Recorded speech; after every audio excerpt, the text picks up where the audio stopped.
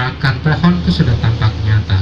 Tapi kalau yang kayak gini, kemungkinannya kita akan masuk lagi ke programming. Artinya kita harus mengulang lagi. Banyak sih perbedaan kalau saya mungkin juga dengan kawan-kawan di sebelah. Kalau kawan-kawan di sebelah, dia akan mengatakan bahwa ini adalah dahan. Ini juga akan dibuat dahan. Jadi apa sih perbedaan dahan dengan pohonnya? Dahan nanti akan mengisi di daerah sebelah sini. Kalau yang ini akan mengisi daerah yang sebelah sini. Itu dahan.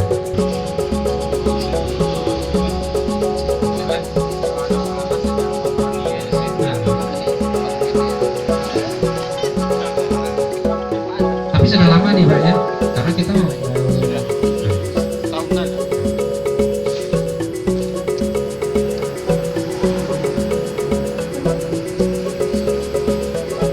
Di sini kalau bahasa teman-teman di BBBI muka, kira-kira mukanya gimana gitu? Nih, ada yang lain. Sama ya. Nah yang itu tadi saya sebutkan. Kalau pohon kayak gini kita buat konsep potongannya ekstrim, karena kita pressing. Kenapa sih tujuan pressing itu tuh? Pertama kita mendekatkan perdahanan perantingan ke arah batang. Tujuannya apa?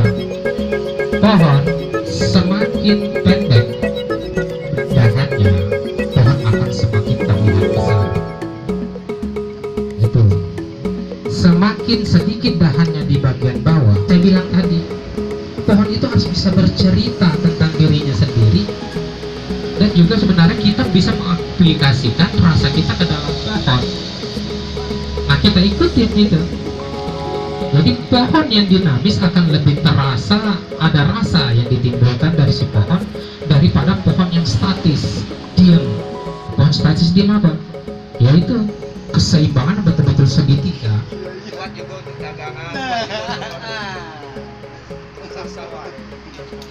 Kalau pertanyaannya kita balik lagi, apakah komunitas nantinya tidak akan membeli pot kayak gini? Belum tentu. Karena itu yang tadi dibilang, basicnya yang kayak gini masih dipakai kok. Ya saya juga. Oh, itu tadi tuh saran itu yang saya takutkan sebenarnya dengan demo itu tidak menguasai teori, langsung demo, kaget dimiring-miringkan, ikut-ikutan sekedar ikutan, tapi tidak tahu teorinya. Kenapa sih? Padahal pertimbangan ini kenapa dimiringkan?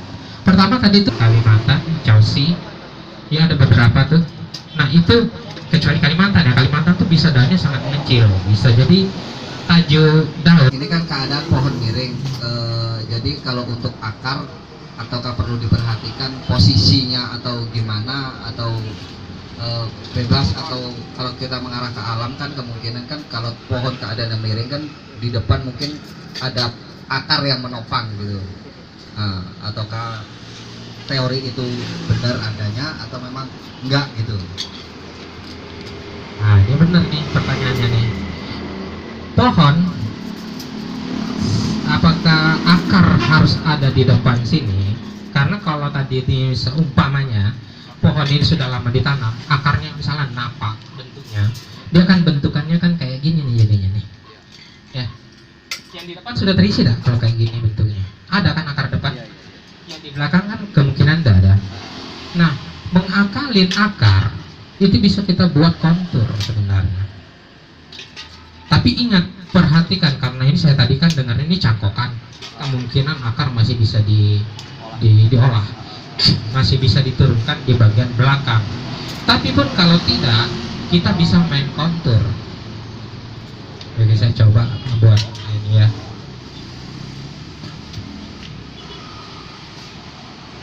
Tapi kalau ini sangat mengganggu, ada akar di bawahnya, ini masih bisa kita buang dari ke sini.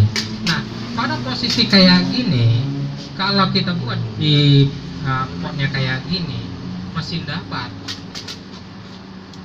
Itulah gampangnya sebenarnya. Di akar tuh udah masalah, gitu. Tapi saat kita melihat bahan, ini nih bisa bereaksi apa yang pernah kita tangkap, kita dengar misal dari kawan, atau kita lihat di alamnya. Kenapa digunduli bola?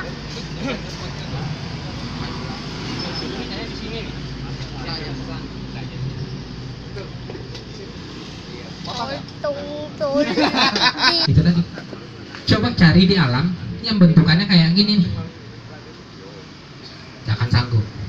Ente cari yang ente bentuk tuh banyak. Yang punya lah ya. Campur-campur, Pak. Yang saya senengin yang ngetrennya berani, karena dia berani menaikkan dahan-dahan untuk mengisi. Itu di alam banyak dahan-dahan. Nah cuman sekarang ini kan kayak tidak berani motong.